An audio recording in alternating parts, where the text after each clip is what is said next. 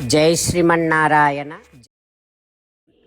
తనకి ఉండేటటువంటి రాజ్యకాంక్ష వల్ల ఎప్పుడైనా రాముడు తన రాజ్య పరిపాలనకి అడ్డొస్తాడేమోనని దశరథ రాముణ్ణి కూడా చంపటము కోసమే వెడుతూ ఉన్నాడు ఈ భరతుడు అని గుహుడు తన వారి అందరితో చెబుతూ ఇంకా ఇలా అంటూ ఉన్నాడు, ఓ జ్ఞాతులారా, రాముడు నాకు ప్రభువు, భర్త చైవ సఖా చైవ రామో దాశరథిర్మమ. నాకు ప్రభువు, నాకు మిత్రుడు, నాకు సర్వము నా రామచంద్రుడు. కనుక మనము రామచంద్రుణ్ణి కాపాడుకోవటము కోసం మనమంతా కూడా ఈ గంగా నదీ తీరములోనే సిద్ధంగా ఉండాలి. వెంటనే ఏర్పాట్లు చేయండి. 500 పడవలను తెప్పించండి. ఒక్కొక్క పడవలో 100 మంది చొప్పున యుద్ధ సన్నద్ధమై యువకులంతా సిద్ధంగా ఉండండి. ఇప్పటి నుండి, ఈ క్షణము నుండే ఇక్కడే తిందాం, ఇక్కడే ఉందాం. ఇలా మనము సిద్ధపడి ఉండి, ఒకవేళ భరతుడే కనుక దుష్టుడు కాదు అని తెలిస్తే అప్పుడు మనమేం చేద్దామంటే ఈ సైన్యాన్నంతటిని కూడా భరతుడితో పాటు వీరినందరిని కూడా క్షేమంగా గంగను దాటిద్దాం అని గుహుడు వారందరికీ చెప్పి, మరి భరతుడు వచ్చాడు కదా, భరతుడికి స్వాగతం చెప్పాలి, భరతుడికి మర్యాదలు చేయాలి. కనుక గుహుడు తన వారినందరికీ అక్కడే ఉండమని, సిద్ధంగా ఉండమని చెప్పి కొన్ని తినుబండారాలు, కొన్ని కానుకలు తీసుకొని గుహుడు భరతుడు ఉన్నటువంటి విడిది స్థలానికి వెడుతూ ఉన్నాడు. అయితే ఆ భరతుడు విడిది చేసినటువంటి స్థలములో సుమంత్రుడు కూడా ఉన్నాడు. సుమంత్రుడు చూశాడు, గుహుడి రాకను గమనించి సుమంత్రుడు లోనికి వెళ్ళి భరతుడితో చెబుతూ ఉన్నాడు, ఓ భరత, మీ అన్న రామచంద్రుడికి చాలా ఇష్టమైనటువంటి వాడు మిత్రుడు గుహుడొస్తున్నాడు. ఈ గుహుడికి ఈ అరణ్యము గురించి మొత్తం అన్ని విషయాలు తెలుసును. కనుక నువ్వు గుహుడితో మాట్లాడు. గుహుడికి తెలుసును రామలక్ష్మణులు ఎక్కడ ఉన్నది.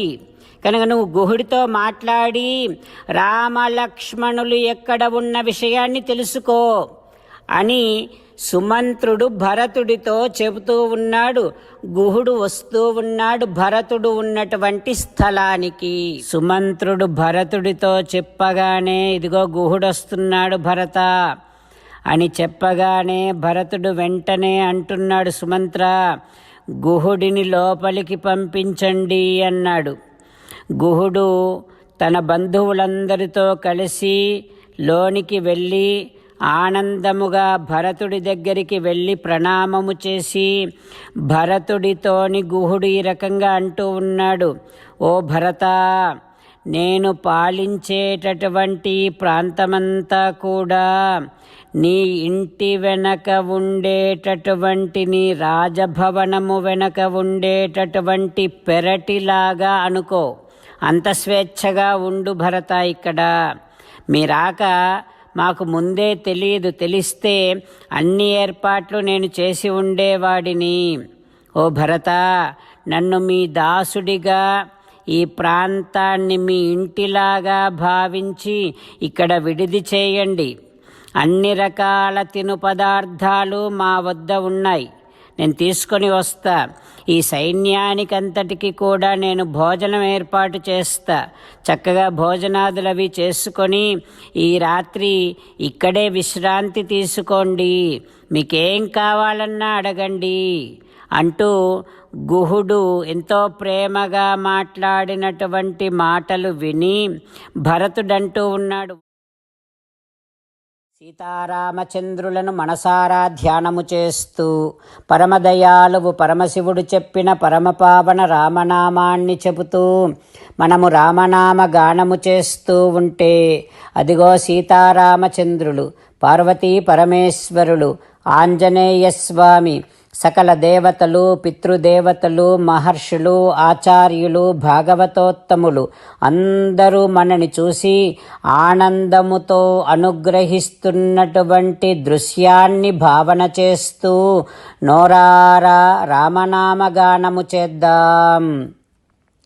రామ రామ దశరథ రామ, రామ రామ దశరథ రామ, హే హే రాజా రామ, హే హే రాజా రామ, హే హే సీతారామ, హే హే సీతారామ.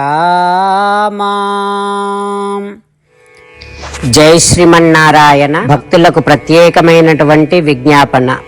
మీకు అన్ని విషయాలలో వెంటనే మంచి ఫలితాలు రావాలి అనంటే ప్రతిరోజు 1 నిమిషం వెచ్చించి నారాయణాస్త్రాన్ని చదవండి.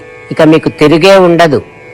నారాయణాస్త్రాన్ని పొందడానికి మీరేం చేయాలంటే నారాయణాస్త్రం అనే వెబ్సైట్కి వెళ్ళి మీ పేరు, మీ ఈమెయిల్ ఇస్తే మీ ఈమెయిల్కి నారాయణాస్త్రం PDF వస్తుంది. అందులో ఒక రామాయణ శ్లోకం, ఒక గీతా శ్లోకం, ఒక విష్ణునామం ఉంటాయి. ఆ 3ంటిని కలిపి నారాయణాస్త్రం అంటాం. ప్రతి ఒక్కరికి వేరువేరు శ్లోకాలను ఇస్తున్నాం. ఆ రకంగా ఎవరి శ్లోకాన్ని వారు ప్రతిరోజు తప్పనిసరిగా చదవటం వలన ప్రతిరోజు ప్రతి 24,000 భక్తులతో ఒకసారి సంపూర్ణ రామాయణ పారాయణ, 33 సార్లు శ్రీమద్ భగవద్గీత పారాయణ, 24 సార్లు శ్రీ విష్ణు సహస్రనామ స్తోత్ర పారాయణ జరుగుతుంది. ప్రతి ఒక్కరికి అంతటి విశేష ఫలితము ప్రతిరోజు లభిస్తుంది. అందుకని మీరు, మీ కుటుంబ సభ్యులు అందరూ ఒక్కొక్కరు ఒక్కొక్క నారాయణాస్త్రాన్ని వెంటనే పొందండి. జై శ్రీమన్నారాయణ. శ్రీమద్ భగవద్గీత సారాంశముగా 18వ అధ్యాయములో 65 నుంచి 69 శ్లోకముల ద్వారా శ్రీకృష్ణ భగవానుడు మనందరినీ ఒక 8 పనులు చేయమని చెబుతూ పరమాత్మ ఈ రకంగా అంటూ ఉన్నాడు. ఎవరెవరైతే నేను చెప్పిన ఈ 8 పనులు చేస్తారో వారందరూ నాకు చాలా ఇష్టమైన వారవుతారు.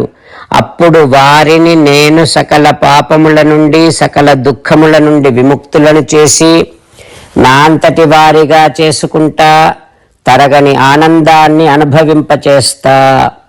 నిజమే చెబుతున్నా, ప్రమాణము చేసి చెబుతున్నా అంటూ సాక్షాత్తుగా దేవదేవుడైన శ్రీమన్నారాయణుడైన శ్రీకృష్ణ భగవానుడే మనను ఈ 8 పనులు చేయమని చెబుతూ ఉన్నాడు కనుక, హో శ్రీమన్నారాయణ, కరిష్యే వచనం తవ, తప్పకుండా చేస్తా, నువ్వు చెప్పినట్టే చేస్తా అంటూ మనం ప్రతిరోజు దేవదేవుడైన శ్రీమన్నారాయణుడికి ఈ రకంగా మాట ఇద్దాం. హో శ్రీమన్నారాయణ, నువ్వు చెప్పినట్టే నేను నిన్నే సంతతము ధ్యానము చేస్తూ ఉంటా. హో శ్రీమన్నారాయణ, నువ్వు చెప్పినట్టే నేను నీ భక్తుడిగానే ఉంటా. హో శ్రీమన్నారాయణ, నువ్వు చెయ్యమన్నట్టే నేను నా విధులను, కర్తవ్యాలను నీ సేవగా, నీ తృప్తి కోసమనే సక్రమంగా నిర్వర్తిస్తూ ఉంటా.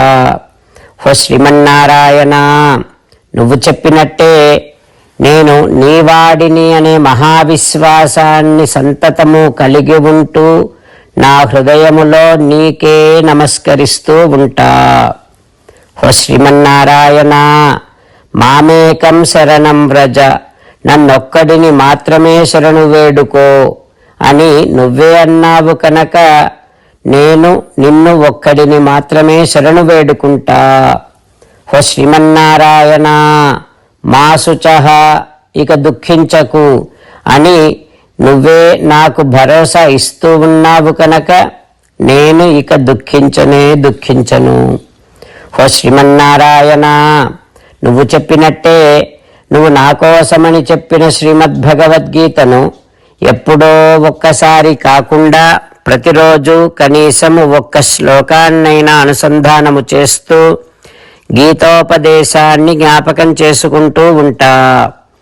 హో శ్రీమన్నారాయణ, నువ్వు చెప్పినట్టే నువ్వందరి కోసమని చెప్పిన శ్రీమద్భగవద్గీతను తెలియని భక్తులందరికీ తెలియచేసే నా వంతు ప్రయత్నాన్ని నిరంతరము కొనసాగిస్తూనే ఉంటా.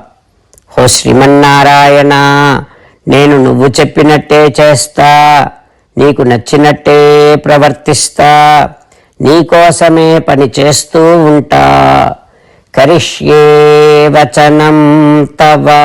సర్వం శ్రీకృష్ణార్పణమస్తు.